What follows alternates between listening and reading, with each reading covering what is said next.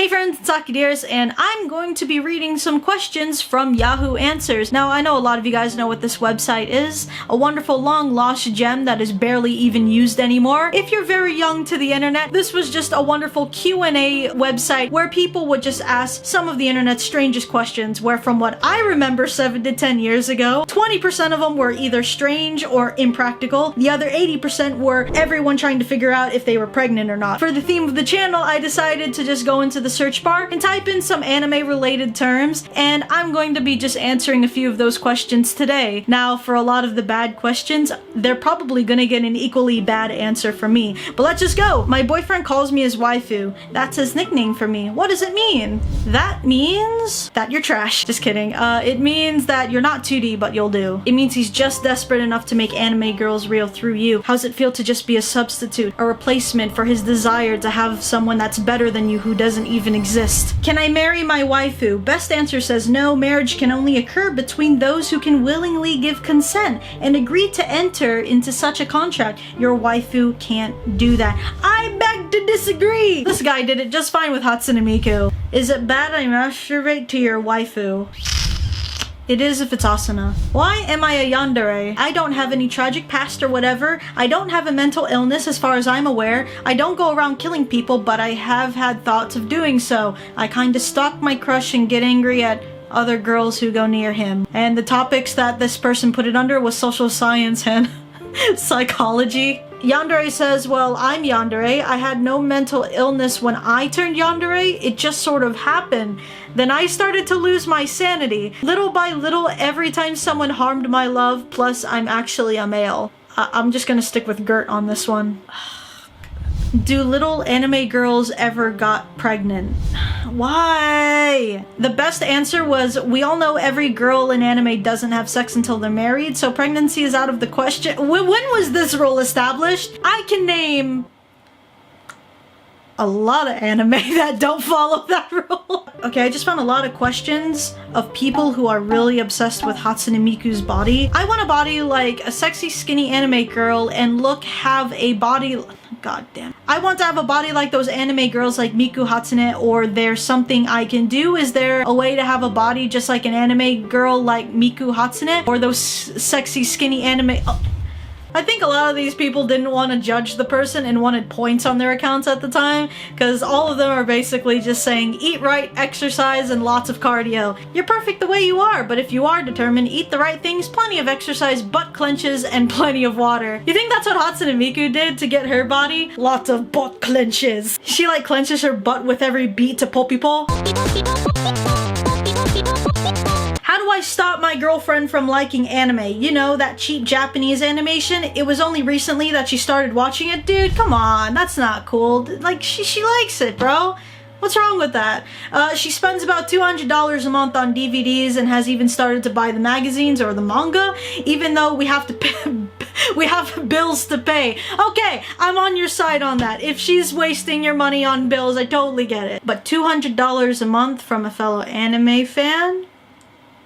I gotta pump those numbers up. Those are rookie numbers in this racket. It's just a waste of money that could be better spent. I hardly ever buy anything for myself. She does have a job to pay for it all, but she can't expect to pay all the bills, right? She tries to get me to watch them with her no matter how many times I tell her that I can't stand it. I never force her to watch sports on TV. I think it's really taking over her life more than a hobby, like an obsession. She never stops talking about her favorite characters and how funny a show is, blah blah blah. I know anime is something that makes her happy, but it's so expensive. Oh man, like, okay, on a serious note here, like, this sucks. This story really sucks, because it's like, I kind of get it from the guy if she's spending money, but at the same time, he doesn't have to be so harsh on her hobby. It's probably more triggered by a financial situation. If she could pay the bills fine, then he probably wouldn't be so harsh on blaming it on her liking anime. But if she's spending it all and more just to feed into her obsession, and it's causing a schism in their finances, then yeah,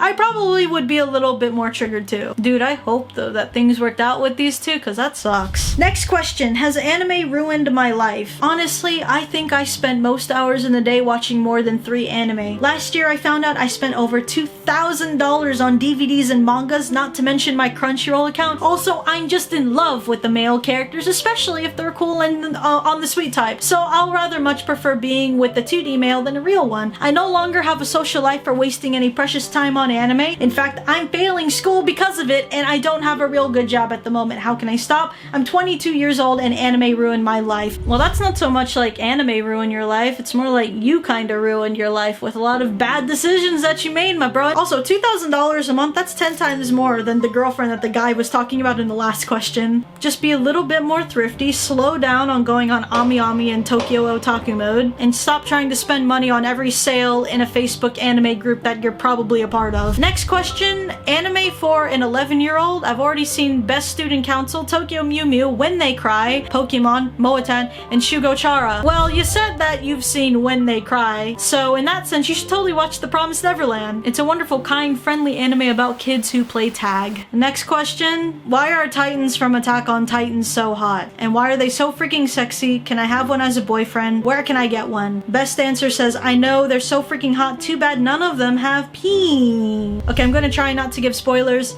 but 2 things. Number 1, the only Titans that I can think of that are attractive in my mind are Aaron's, the Armored Titan, and the female Titan. Anything beyond that, I mean...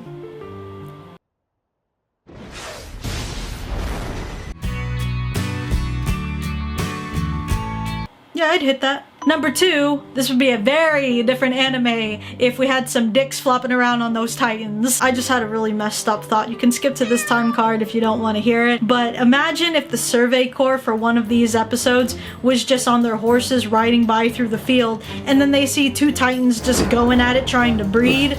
And imagine if they got there when, you know, the male Titan finished. It would be like a tsunami. It'd be like going in on 2 whales doing You would literally have the worst day ever if you just got bukkake'd by a Titan. Is it weird that my 30-year-old science teacher, who is also a football coach, watches anime? Dude, no, that would absolutely be like totally sick, because I had an English teacher who was already cool that was a football coach, and if he told me he liked anime, just more to add to the conversations that we had. But I actually had a chemistry teacher back in college who was super into Final Fantasy and anime, and one day I was actually sleeping on my desk, and dead ass, he wakes me up and he's all like, oh, I'm so glad you're not dead. I thought I had to use some Phoenix Downs on you. So there's just like that cool connection if you find out that your professor likes anime or video games, in my opinion anyway. I found an anime sex toy under my boyfriend's bed. Okay, I was sleeping over at my boyfriend's place. I was in his bedroom getting dressed. He was in another room at the time. I was picking up something I dropped on the floor, and I saw a colorful box under his bed, so I picked it up, and I see it's some anime-themed female plastic private parts. Basically some, okay, gotcha. That's called a fleshlight. Everyone masturbates. If you think otherwise, especially about guys, you are naive. Thank you! I'm with Best Answer on here with the first sentence. I don't think you should make a big deal about it, and I don't really see a big problem with having toys. I'd probably be kind of weirded out if they were just out in the open, but that didn't happen here. Obviously, he hid it under his bed and probably being insecure about it,